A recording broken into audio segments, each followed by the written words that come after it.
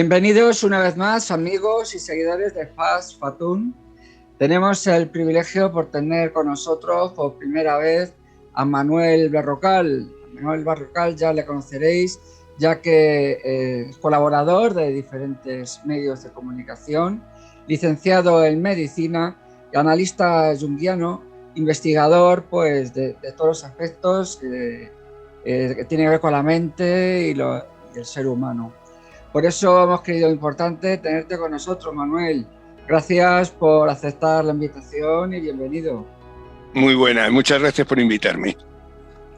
Pues en esta primera entrevista que vamos a tener contigo, nos vas a hablar acerca de las adicciones y obsesiones que podamos tener. Llamémoslo así. Luego tú, que eres en este caso el profesional nos vas a comentar con las expresiones que tú habitualmente suelas utilizar para ello. ¿Qué nos cuentas acerca de las adicciones? Problema que puede tener muchas personas. Algunos son conscientes, otros no. ¿Qué nos cuentas al respecto, Manuel? Mira, el problema de las adicciones, y más en la sociedad en la que hoy vivimos, es muy importante, sobre todo porque es una manera de descarga de algo muy habitual, y es el índice de estrés tan elevado que tenemos que estar soportando. No nos damos cuenta de cómo esta vida en la que estamos metidos ahora mismo nos exige toda una serie de obligaciones y de responsabilidades que a veces son superiores a lo que nuestra capacidad como ser humano somos capaces de aguantar. Eso es algo que normalmente no consideramos. Y entonces, pues, acabamos teniendo un medio de escape, una forma en un momento determinado de conseguir que esa presión tan fuerte que normalmente tenemos, pues sea superada. Malamente, porque evidentemente una adicción, sea la que sea, nos arregla el problema base de esta situación, pero lo que hace es que, claro, la persona en momentos pueda descargar y escaparse de esa situación tan extrema, porque lo que, si no, sin duda alguna, su capacidad psicológica podría verse afectada y muy fuerte, sin duda, y podría llegar, pues claro, lógicamente a esa persona a tener un desequilibrio psicológico importante. Cabría destacar, imagino yo, en estos desequilibrios diferentes factores que pueden ser los que los provocan. No es lo mismo quizás un desequilibrio de un momento dado por una casualidad o algo casual que ha ocurrido, a uno quizás producido, pues vamos a llamarlo, por un problema de desequilibrio bioquímico en la persona.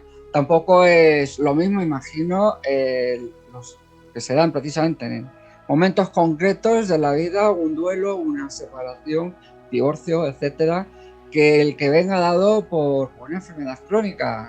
Es así. Claro, evidentemente. Normalmente cuando hay una enfermedad crónica no suele haber una adicción, a no ser que se crea por una necesidad muy concreta. O sea, hay enfermedades que por razones de dolores y demás, pues sí te quedaban creando una adicción o dependencia de cierto tipo de fármacos y eso. Pero eso no lo podemos considerar como nada negativo. Es una manera de conseguir que esa persona, su vida, su nivel de vida o su sistema de vida sea lo más aceptable posible. Estamos hablando de casos, pues, por ejemplo, hablemos de un cáncer de huesos. Es una situación excesivamente dolorosa y, bueno, pues mucha gente de estas acaba con una gran dependencia de ciertos tipos de fármacos que evidentemente calman su dolor, pero eso es lógico. O sea, hay que entenderlo, hay que entender que eso es necesario para que esa persona tenga, pues eso, un nivel de vida mínimamente aceptable y que el tiempo que le quede de vida sea lo mejor posible. Eso hay que entenderlo, no esté todo el santo día metido en un dolor continuo.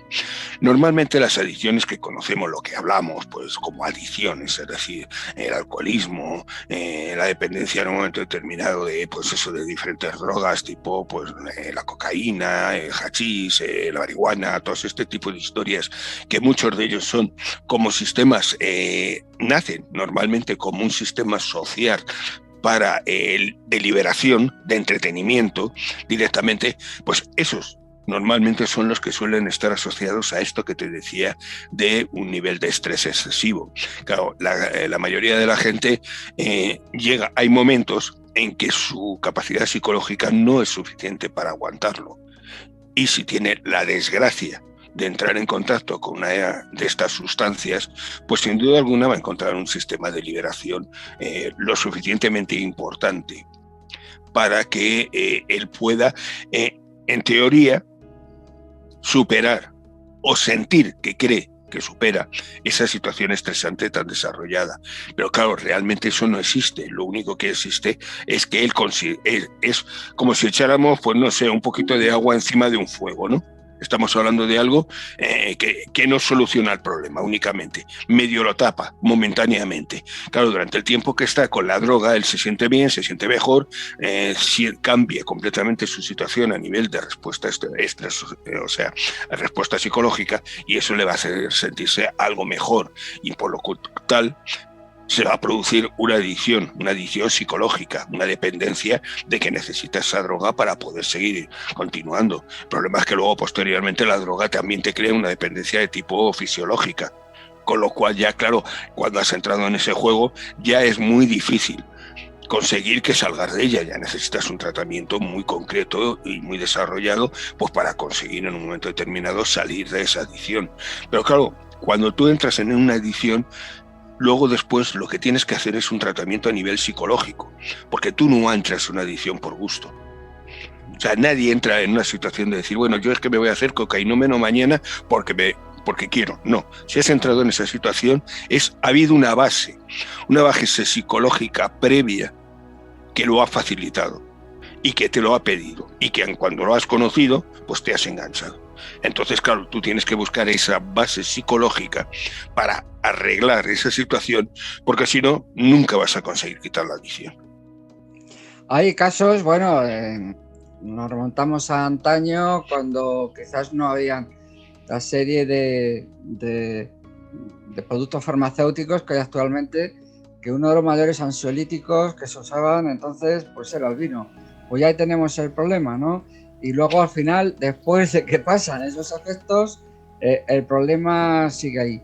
Hemos avanzado quizás algo, pero muchos todavía tienen miedo a esta adicción. No sé, por mencionar algo, un diazepam o lo que sea, ¿no? Que de alguna forma sea para el sistema nervioso. Hay personas que se niegan en rotundo a tomar esto, que piensan de que ya el simple hecho de tomarlo puede crear esta adicción. Digo yo que mientras sea bajo control médico, esto no debería de ocurrir. ¿Qué les dirías tú a estas personas que en un momento dado están empezando a notar que algo psicológicamente o algo en su ser, en su psique, no está funcionando bien? Ya sea por estrés. Yo lo primero que le indicaría es que fuera un psicólogo o un psiquiatra, evidentemente, porque ellos son los que de alguna manera, bueno, hemos recibido una información para poder entender en un momento determinado qué es lo que está pasando dentro de su cabeza. Eso es lo importante. Consideremos que realmente es que los fármacos que utilicemos en psiquiatría, sobre todo, empiezan a funcionar desde los años 50. O sea, del siglo pasado, de 1950, 50 y tantos. Antes no había absolutamente nada.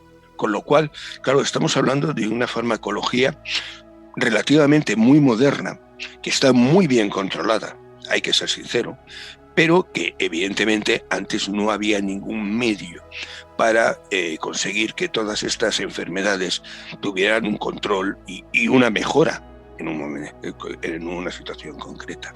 Claro, es las historias que siempre oímos, ¿no? Es que los locos los ataban en otra época, es que los hacían, pues yo qué sé, electroshock, es que los producían, claro, todo eran técnicas que hoy hemos visto claramente que no daban el resultado que considerábamos, que se consideraba dentro de la psiquiatría, pero que por desgracia no había apenas otra cosa.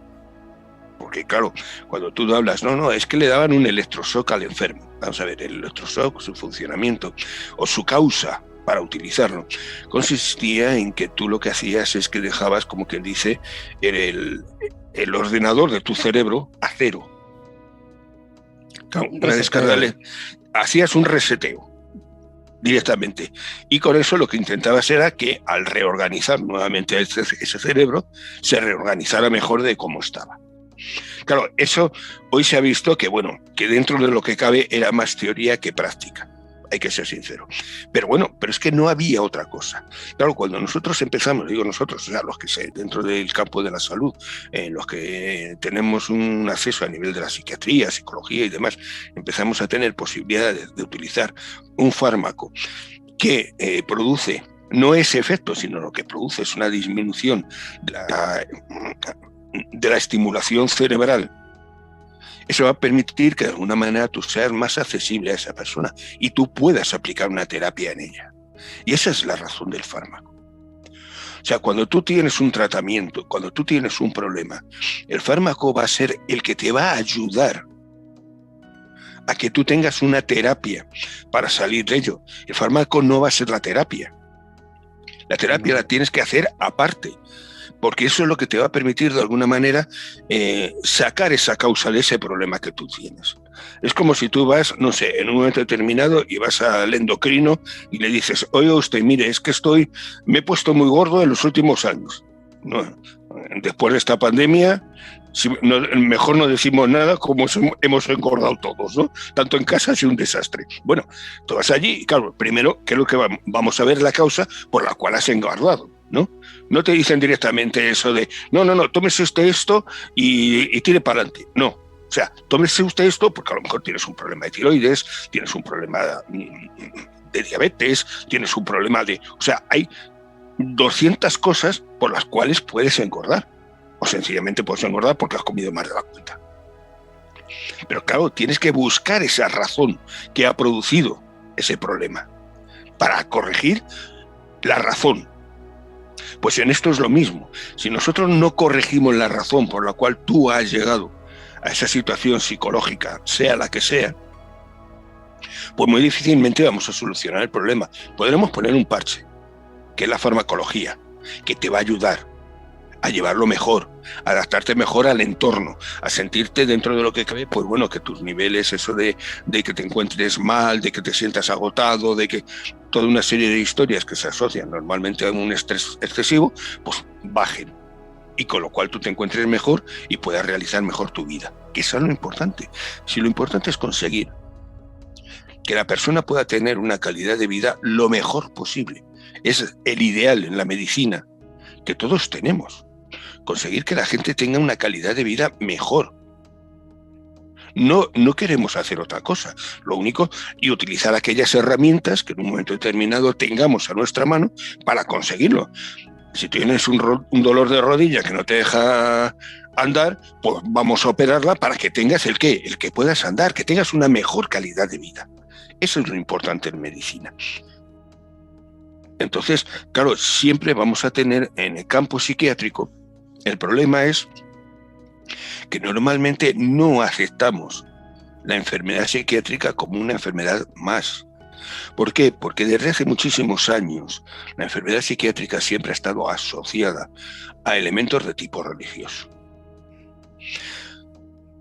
Los demonios, los espíritus, los males de ojo, todas estas cosas han sido básicas. Era un epiléptico y decía, pues está endemoniado. Es un poseído. Sí. O sea, pero eso siempre ha sido así. ¿Por qué? Porque no entendíamos realmente la causa de esas cosas. Mira, yo te puedo contar una anécdota de hace años, claro, estoy hablando de ahora unos 30 años, en un hospital psiquiátrico de Madrid. Yo me encontré una persona en la cual se supone, estoy hablando de una señora, tendría entonces unos 80 años, o sea que era muy, muy mayor ya en aquel momento. Y esta mujer estaba ingresada y en la historia clínica, claro, se le ponía pues bueno, la causa, el diagnóstico que tenía y demás, pero al leer la historia clínica te encontrabas que había sido ingresada por posesión diabólica. Claro, a alguien que estos temas le llaman la atención, pues te puedes imaginar lo que tardé en meterme en la historia, buscar a la mujer, hablar con ella, o sea, vamos, a la voz de ella, como dicen. Bueno, claro, estamos hablando de una mujer que vivió en otra época en España. Esta mujer venía de Galicia. Su problema había sido que cuando tenía 14 años, su padre la quiso casar con el más o menos rico del pueblo, que le sacaba, no sé si eran casi 50 años. O sea, le querían casar con un tío de 60 y tantos años. Claro, eso era una cosa muy normal en otra época en España. O sea, no vamos ahora a echarnos las manos a la cabeza. Eso era muy normal, porque muchas familias eran medio incluso de sobrevivir. O sea, casaban a la niña con alguien con pelas y ya medio vivían todos un poco. O sea, que eso es otro planteamiento. Bueno, pero lo cierto es que esa es la situación. Claro, intentan casar a la niña con el abuelo y a la niña dice que no quiere.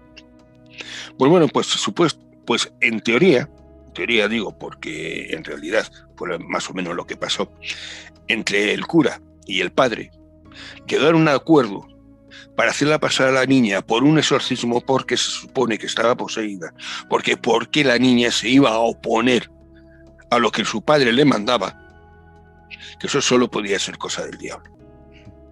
Fíjate lo que te estoy planteando. Claro, oímos esto y decimos, joder, qué chorrada. No, es que durante años ha sido una realidad, durante siglos. Claro, el problema era que la niña se había opuesto a papá. Y papá es eso, total. Claro, el problema es que el cura acabó haciendo el exorcismo. En otra época, los exorcismos no eran como hoy en día. Hoy estamos muy acostumbrados a esa figura del padre Carras en El exorcista, de niña, yo eso, y por el poder de Dios. No, antes no era el poder de Dios, antes era el poder de la hostia. O sea, a los diablos los sacaban a bofetadas, pero literales. Eso se ha retirado completamente de la historia eclesiástica, porque claro, hoy en día se lleva fatal, pero todavía encuentras referencias. Y a la pobre la pegaron una paliza, que la dejaron reventar. Fíjate cómo quedaría que tuvo que actuar la Guardia Civil para evitar que la siguieran dando palizas. Y por suerte, un guardia civil de la zona o del pueblo y demás, pues llegó, cogió a la niña y dijo que está poseída, no, esta está loca. Y se la llevó a un hospital psiquiátrico. Y desde entonces estaba ingresada. O sea, llevaba desde los 14, 15 años ingresada en hospitales psiquiátricos porque no había querido casarse con el viejo del pueblo. Fíjate qué situación más nefasta. ¿Por qué? Porque le habían colocado el apelativo de poseída. ¿Qué ocurre? Claro, con los años metida en un hospital, encerrada y demás, la cabeza se le había ido, no te digo dónde. Bueno, claro, había cambiado completamente su aspecto de relación con la gente y demás. O sea, claro, al final lo que tenía era un proceso disociativo muy claro, pero bueno, eso ya era otra cosa completamente distinta. Porque claro, también estamos hablando de que esta mujer no entra en buen tratamiento psiquiátrico hasta casi los años 60.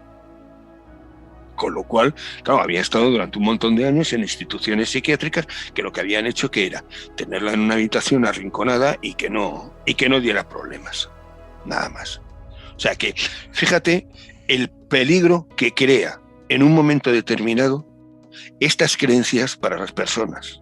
Sí. Porque pueden hacer que una situación social o una situación psicológica, porque puede ser una enfermedad psiquiátrica o psicológica o neurológica, pueden llevar a una persona de estas a tener que pasar por un proceso que la va a dejar marcada para toda la vida. Con lo cual, es muy importante.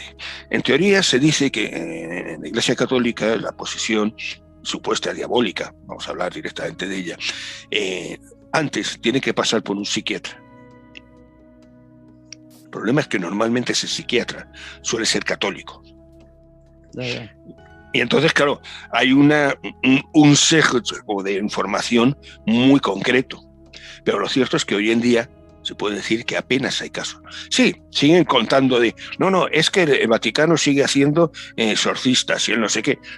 Sí, pero luego a la hora de la verdad, la gente, por suerte, acaba en manos de un psiquiatra o un psicólogo, que son los que le ayudan realmente en estas historias. Y hay que tener mucho cuidado con eso. O sea, porque una cosa es la creencia, pero el problema es cuando la creencia termina con la libertad y con la manera de ser de una persona. Eso es lo que hay que evitar por encima de todo. Entonces, claro, una obsesión, una dependencia, una droga, un supuesto, todos estos casos antes, sin duda alguna, de llegar a una idea tan extrema como pensar, no, es que es un problema de un espíritu, de un demonio, de un no sé qué. Antes, por encima de todo, tenemos que pensar que lo más normal es que sea por un problema psicológico que esa persona tiene, por su vida, como la ha llevado a lo largo del tiempo. Sí, ahí estaría la clave de muchas cuestiones. Ahí también, bueno, todavía se dan los casos de que personas que en un momento dado están necesitando de un profesional de la salud mental no quieren y se niegan porque dicen, yo si es que no estoy loco. Es otra creencia limitante. Tú imagino claro, que te has encontrado con ello más veces. Otras veces no, muchísimas veces. Vamos a ver, el gran problema es que no queremos, vamos a ver, una enfermedad de tipo físico es una enfermedad que todos entendemos. ¿Por qué?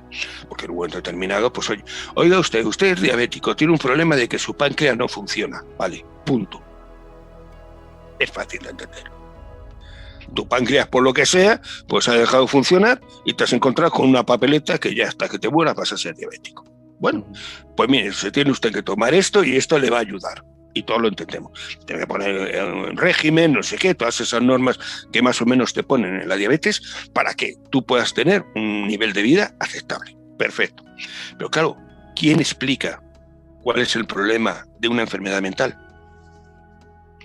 Porque todavía seguimos con muchos conceptos antiguos metidos en esta idea. Espíritu, alma, todos esos conceptos. Yo no voy a negar que existan o no, cuidado, yo ahí no me meto, porque no tengo razones, o sea, no tengo medio ni para decir que sí ni que no, o sea, que quede claro. Yo me refiero a lo que es el mundo físico.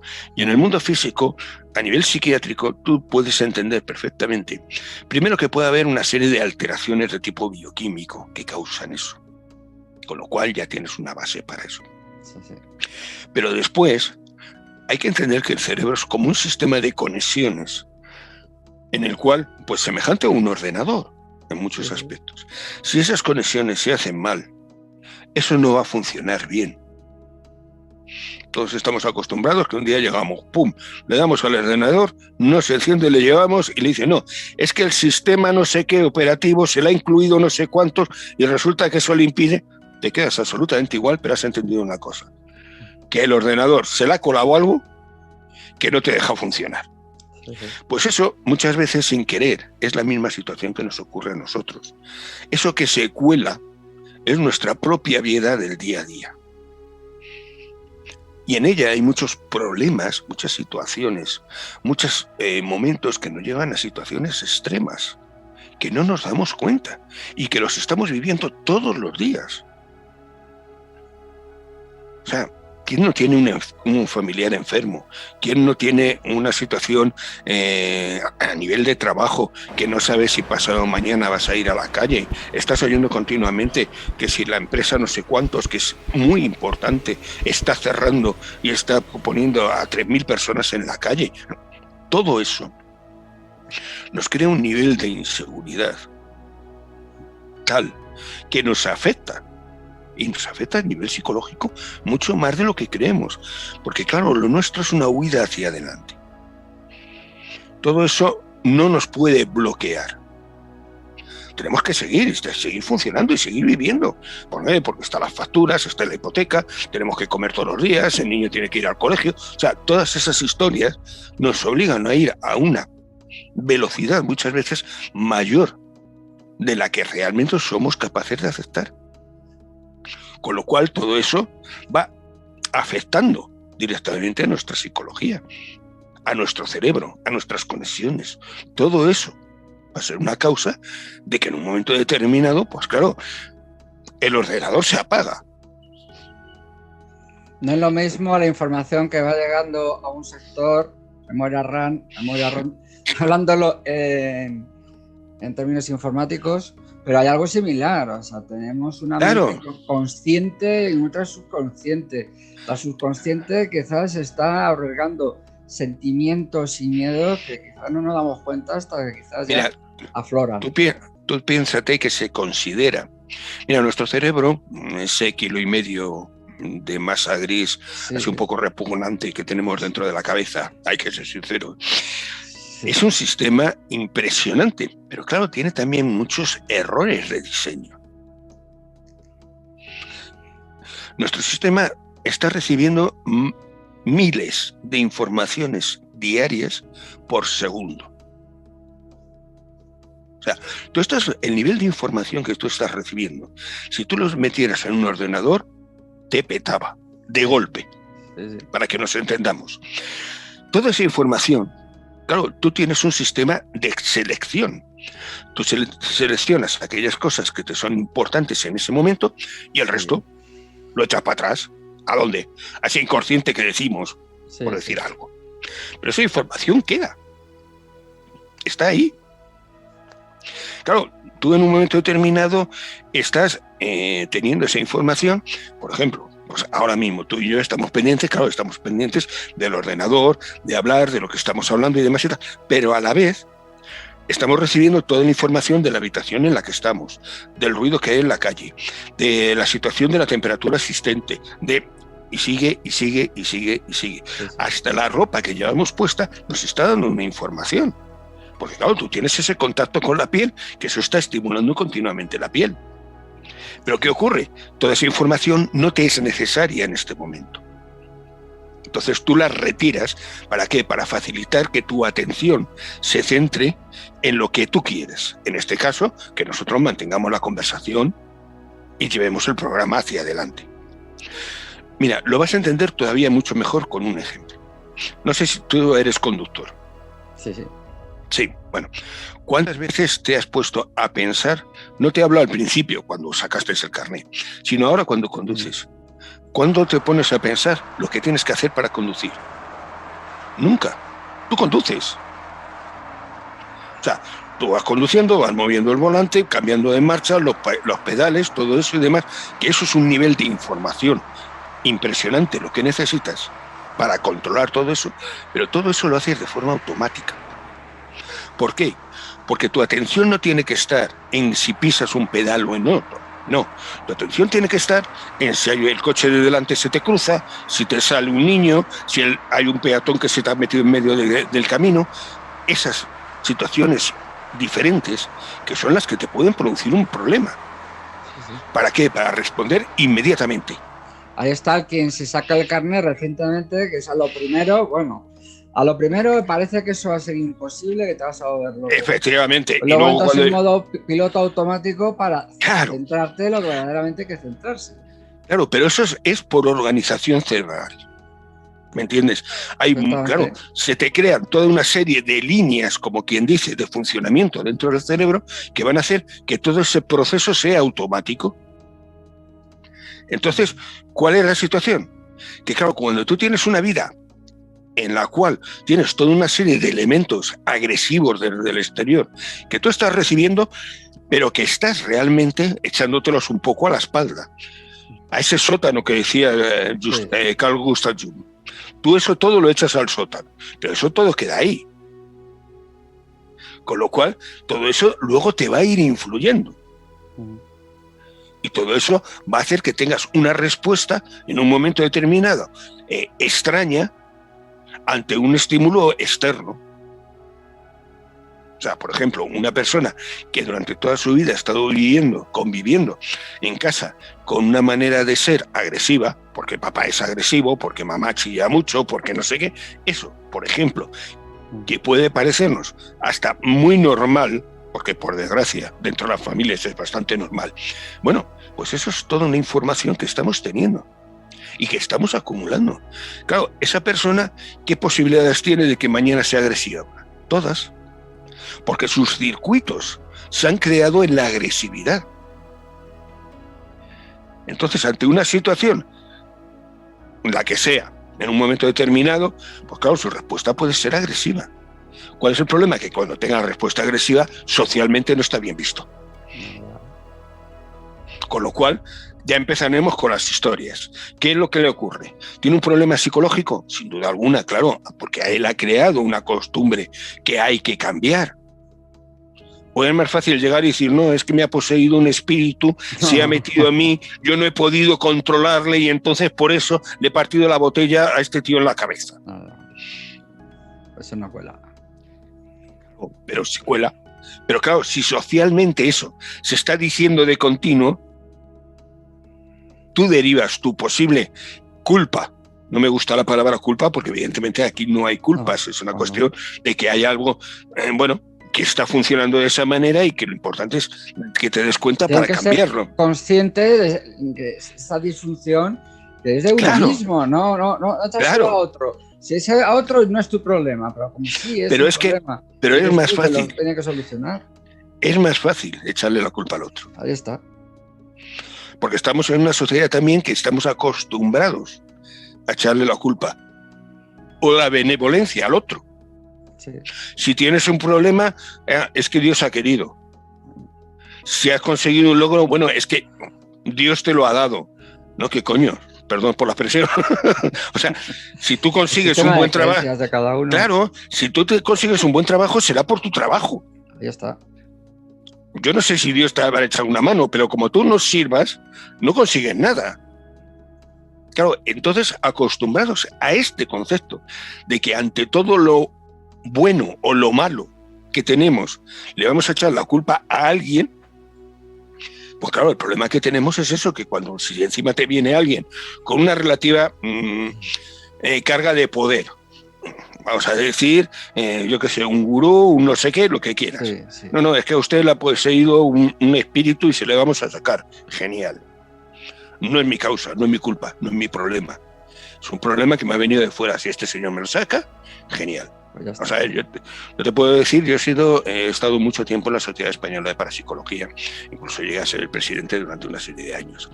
Y allí teníamos un grupo de ayuda a la gente, porque claro, ahí continuamente nos estaban viniendo problemas supuestamente paranormales, que luego de ellos, la verdad es que el porcentaje más alto eran problemas o sociales o personales, sinceramente.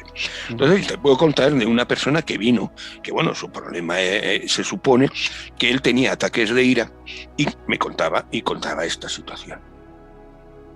De que no, es que su problema era porque, bueno, es que su abuela, que era no sé qué, que había sido de no sé qué religión, en un momento determinado, cuando era pequeño le dijo, tú vas a tener este problema porque tú tienes algo dentro, claro, y se acabó. Y ya tenía un condicionamiento absoluto. Bueno, pues la historia estaba en que, claro, él venía porque a ver si conseguíamos nosotros quitárselo. Claro, cuando empezamos a hablar con él, empezamos un intento de terapia, porque nosotros allí lo que hacíamos realmente era terapia, no hacíamos otra cosa, una terapia psicológica. Y si veíamos la cosa muy grave, derivarla o al psiquiatra o al compañero de turno que fuera el que le pudiera ayudar realmente más tiempo, porque claro, lo nuestro es una función relativamente, pues como quien dice, de urgencias. Hay que ser sincero. Primer asalto y se acabó. Tampoco podíamos dedicarle más tiempo porque no era nuestro trabajo. Pero la realidad es que con este hombre, pues claro, tras un tiempo, claro, empezaron a salir pues sus problemas a nivel familiar, su problema con la mujer, su problema con los hijos, los problemas a nivel del trabajo. Bueno, cuando él se tuvo que empezar a enfrentar a todas esas situaciones, ¿sabes lo que me dijo? Bueno, sí, todo esto está muy bien, pero no hay nadie con más fuerza aquí que me lo pueda sacar. O sea, estaba pidiendo que le sacáramos ese algo que él tenía, que le había dicho la abuela, por encima de todo. Él no quería enfrentarse a sus problemas. Estaba muy arraigado ya, demasiado. Claro, esa era la situación. Todos sus problemas de convivencia y de vida estaban tan arraigados que, claro, eso significa un trabajo, y un trabajo muy fuerte a nivel psicológico. Si encuentras un buen terapeuta, te va a ayudar y te va a llevar por el camino para conseguir entender esa situación. Sí. Pero lo más normal es que lo que te digan es eso, no, y no hay alguien que se tenga más fuerza que me lo pueda quitar. Es decir, no hay alguien que venga aquí y me haga el exorcismo y me quite esto del medio, que yo no soy capaz de controlarlo. Quizás un rito, vamos a decir, rito de los que aparecen en películas, alguien así pues le podría servir, pero simplemente sería un placebo de alguna forma. Es una sugestión. Ya me voy a gusto. Claro, sería un proceso sugestivo. Eso es. Es decir, por sugestión, esa persona en un momento determinado se va a creer que está mejor momentáneamente, pero claro, eso lo podemos considerar únicamente como medio para luego empezar una terapia. Ahí está, sí. O sea, yo le quito el nivel de ansiedad que le está llevando momentáneo, que le está llevando a una situación tan extrema, consigo rebajar su ansiedad para poder acceder a él en una manera de hablar y demás y tal, para conseguir que él se vaya empezando a plantear sus problemas a nivel personales. Claro, a partir de ahí, pues ya hacer la terapia de reajuste que sea necesario. Intentar hacer ese reajuste. Que todos, vamos a ver, en una buena terapia, todo el mundo puede ser reajustado. Sí. No vas a olvidar todo lo que quien lo desee. Claro, es lo que te iba a decir. O sea, si tú realmente quieres salir de esa situación, no hay ningún problema. Vas a salir y lo vas a conseguir. Con la ayuda correspondiente, claro, hay que ser sincero. Por ti va a ser muy complicado que lo consigas solamente. Pero claro, todos estos procesos, en un momento determinado, pues siempre sirven un poco. Lo que ocurre con la mayoría de las técnicas que hoy en día están, pues no sé, el mindfulness, incluso el mismo yoga, todas estas técnicas, en un momento determinado lo que te hacen es bajar tu ansiedad. Claro, la gente se siente bien. Hay que ser sinceros. Porque claro, en el momento en que tú bajas tu ansiedad, pues la sensación es otra. Pero no solucionan el problema. No, claro. Necesitas algo más. Es claro, la tranquilidad de la tormenta va a poder tomarla. Claro, es como si el diabético en un momento determinado le dicen, oiga, usted tiene una enfermedad, la cual su páncreas no funciona bien y no puede tomar mucho azúcar. Tome estas pastillas para que le baje el azúcar en sangre. Pero aparte, tiene usted que hacer otra cosa. Tiene que usted hacer deporte, tiene que usted hacer dieta, tiene que usted hacer... Claro, porque eso es lo que le va a mejorar su funcionamiento fisiológico. Las pastillas son una ayuda, pero esas no le van a cambiar el problema. El problema le puede no llegar a cambiar porque es muy complicado en la diabetes, porque ese páncreas vuelva a funcionar normal, pero puede mejorar muchísimo su función si tú haces todas esas normativas de tipo pues dietéticas. Entonces, pues esa es la misma situación con esto. O sea, si tú vas a un grupo de relajación, el que sea, pues eso te va a servir muy bien para bajar ligeramente ese estrés. Si tu problema es un estrés más o menos cotidiano, en el sentido de los problemas del trabajo, los atascos del coche, o sea, este tipo de cosas que, bueno, que estamos continuamente padeciendo y que tú eres capaz de llevarlo relativamente bien, pues claro, estas técnicas te vienen muy bien. ¿Por qué? Porque tú el estrés que tengas acumulado de ese día le sueltas en la clase de yoga y te vas a tu casa como Dios. Pero claro, pero no es todo. No te va a servir en todo. Como no tratemos la base, pues... Claro, como no trates la base, es un poco también lo que funciona, lo que siempre ha funcionado en las religiones. Tú ibas a en la religión, ibas a la iglesia, tú soltabas tu rollo diciendo, ay, es que Señor, todo me va muy mal, no sé qué tal. Y era un proceso de liberación, era una catarsis que tú hacías en un momento determinado. Tú liberabas esa ansiedad que te estaba creando una serie de problemas, o incluso te confesabas con el cura te decía eso de, bueno, no te preocupes, esto no está grave. Y para usted contar, o sea, pero eran procesos de eso, de liberación, de catarsis de la persona a nivel de su problema de ansiedad. Porque vamos a ver, si es que la ansiedad es necesaria. Nosotros necesitamos la ansiedad porque ante un problema, la ansiedad es la que nos permite responder. Ahí está, sí. Claro, o sea, es un sistema de nuestro organismo, por eso digo que el cerebro es perfecto, pero tiene sus pequeños así. Todavía le falta software alguna vez. Todavía nos tienen que meter unas cuantas ampliaciones. Me quedo con una frase, la habrás oído tú quizás, de Ramón y Cajal. Todo hombre, si se lo propone, puede ser escultor de su propio cerebro. si podemos llegar desde una base del principio, que nos tenemos que proponer, evidentemente, y ahí está en la definición. Tener una cierta salud mental, nos tenemos que proponer y ver esos medios. Si Ramón y Cajal, alguien premio Nobel tan importante de España, llegó a decir eso y llegaron a escribirlo, el que vaya al hospital Ramón y Cajal de Madrid, allí en la entrada lo va a haber escrito, por algo sería, para que no lo olvidemos. Si prácticamente lo que es en el proceso de creación, vamos a llamarlo, o de construir nuestro cerebro, que es lo más complejo que nos puede tocar en un momento dado, pues ya un reajuste puntual que tengamos que hacer y no irlo dejando, que si se está haciendo la bola de nieve demasiado grande, luego va a ser más difícil. Luego va a ser complicado el manejarla. Eso es. Que no tenga ningún apuro de asistir a los profesionales de la salud mental. No quiere decir por eso que esté loco, ni nadie le va a estigmatizar. No, si es que no... En la segunda década de... Bueno, segundo, ya casi sería la tercera. Ya ha pasado 2 décadas, hemos comenzado ya la tercera década del siglo XXI. Estamos ya en otros tiempos. Así animamos a todos, pues, a tener esto en cuenta. Todo tiene solución. Claro que sí. Manuel, ¿quieres resumir, dejarnos algún tip, un pensamiento final a la entrevista de hoy? Pues mira, sin duda alguna, que la gente no tenga miedo a acudir a un profesional de la salud mental si él considera en un momento determinado que hay algo que no funciona en su vida. De verdad, que no tenga miedo.